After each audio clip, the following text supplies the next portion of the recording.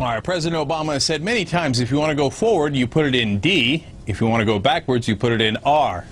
Get it?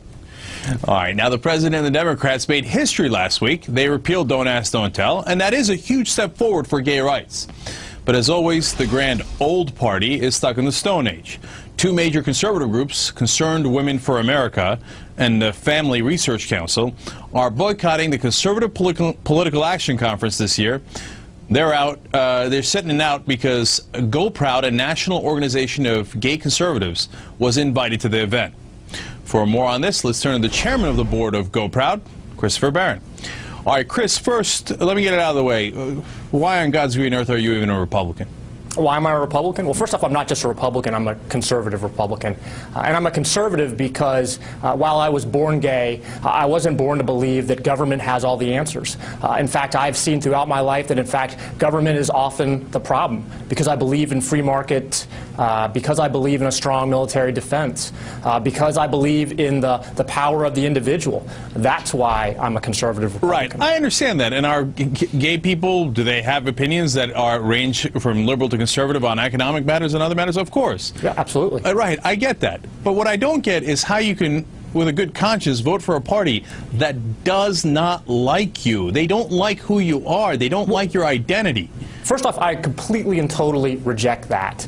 We're, for the second year in a row, participating in CPAC, the largest... Congratulations, 2 years in a row. How about all the other years? Well, first off, we've only been around for 2 years. So every year that we've been in existence, we've participated in CPAC. And what I think has been so amazing is that during this controversy, major organizations, opinion leaders have all stood up for Go Proud, stood up for gay conservatives and said, yes, they're an important part of this movement, and we need them to win. We need them going forward. I think that's the real story here. The real story is that the conservative movement is more united than ever. There are a few people like Bertha King, Joseph Farah, and the WorldNet Daily crowd who make their living trying to grab attention, grab headlines, divide the movement. The fact is the conservative movement is united. We're winning, and we're united. No, you're not. You've never been united. And say, Chris, get real. Are you telling me with a straight face, hold on, are you telling me with a straight face that the Republican Party has been welcoming the gays all this time?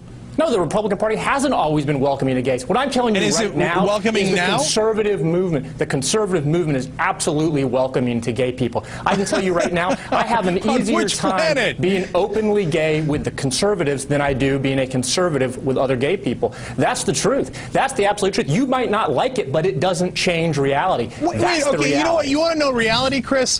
When Don't Ask, Don't Tell was up for repeal, only 8 of the Republican senators voted for it, and 15 of the Republican House members.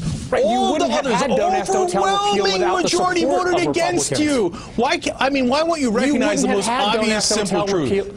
Look, you wouldn't have had Don't Ask, Don't Tell repeal if it weren't for those Republican votes. And secondly, there's a whole range of issues. At night, when I'm sitting at the table with my partner talking about the issues that affect us, surprise, surprise, those issues are the same issues that affect Americans all across this country. Health care, the economy, jobs, taxes, retirement security. And on issue after issue after issue, the conservative movement offers policy fixes that are better for gay couples. You might not like it, and liberals might not like it, but that's the truth.